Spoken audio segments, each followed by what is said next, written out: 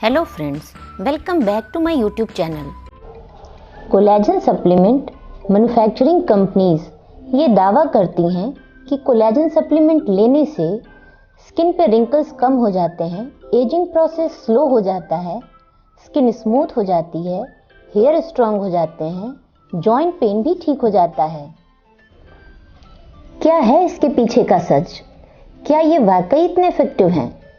Collagen supplement का vegan replacement क्या है? अगर अभी तक आपने मेरे चैनल को सब्सक्राइब नहीं किया है तो इन्फॉर्मेटिव वीडियोस पाने के लिए मेरे चैनल को सब्सक्राइब करें। कोलेजन एक तरह का प्रोटीन है। ये स्किन, बोन, लिगामेंट्स और जॉइंट्स में पाया जाता है।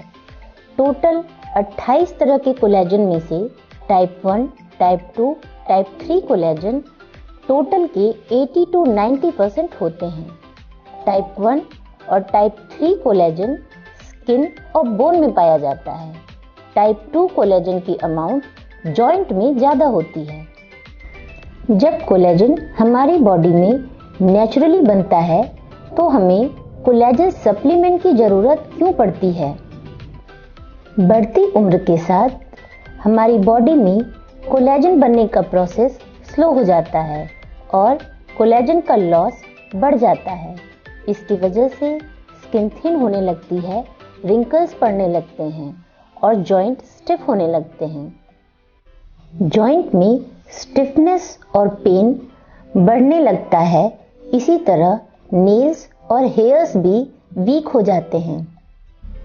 एट प्रेजेंट कोलेजन सप्लीमेंट का मेन सोर्स पिग, काऊ और फिश हैं। सोर्स के बेसिस पर इनको दो पार्ट में बांटा गया है।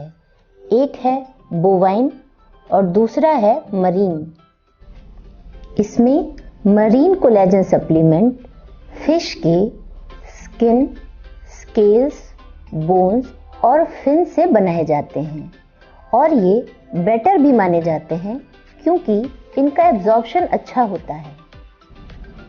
कुछ स्टडीज बताती हैं कि कोलेजन सप्लीमेंट्स को 3 से 4 महीने लेने पर स्किन में इलास्टिसिटी बढ़ती है, रिंकल्स कम होते हैं और जॉइंट पेन भी ठीक होता है।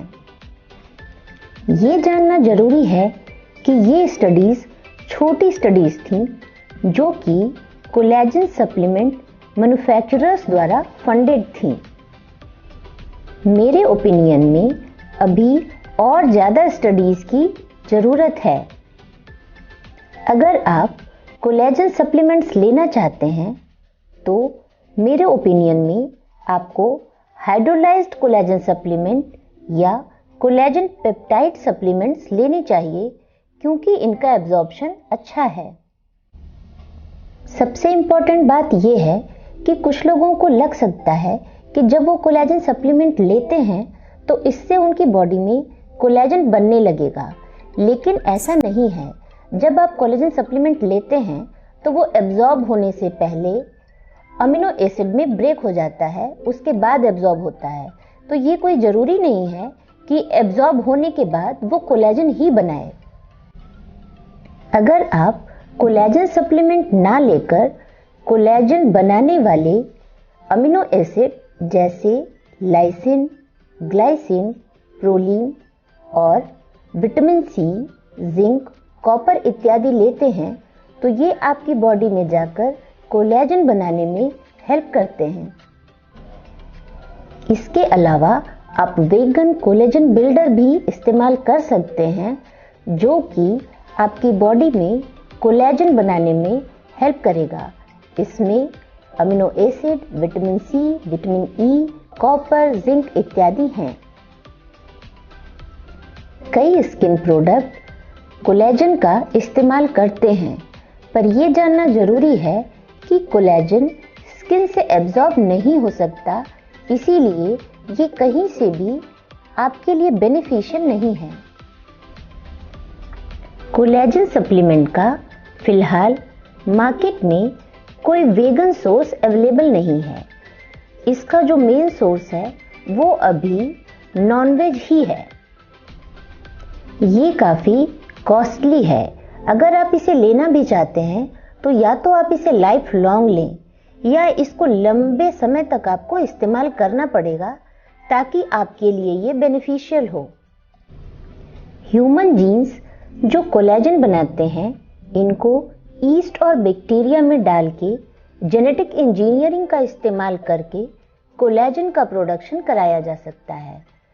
फिलहाल अभी तक मार्केट में इस तरह का कोई ऑप्शन अवेलेबल नहीं है। हो सकता है कि फ्यूचर में इस तरह के प्रोडक्ट मार्केट में हो। ये इनएक्सपेंसिव भी होंगे और सेफ भी होंगे।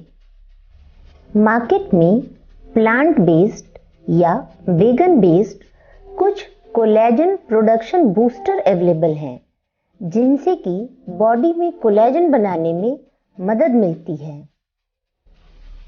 कुछ चीजें आप अपनी डाइट में शामिल कर सकते हैं जो कि न केवल आपकी शरीर के लिए बेनिफिशियल है, बल्कि कोलेजन को बनाने में भी आपकी बॉडी में वो आपकी मदद करता है।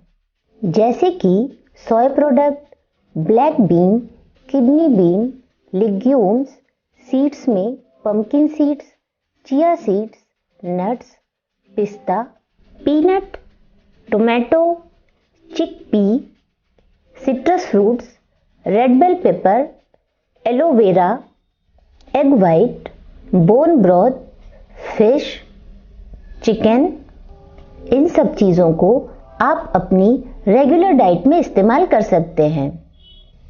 बेसिकली कोलेजन फॉर्मेशन के लिए ग्लाइसिन, लाइसिन और प्रोलीन अमीनो एसिड जरूरी होते हैं। इसके अलावा जिंक, मल्टीविटामिन, कॉपर, इन चीज़ों की भी ज़रूरत होती है। अगर आप कोलेजन सप्लीमेंट के बेस्ट ब्रांड्स के बारे में जानना चाहते हैं तो मैं इस पर एक सेपरेट वीडियो बना दूंगी।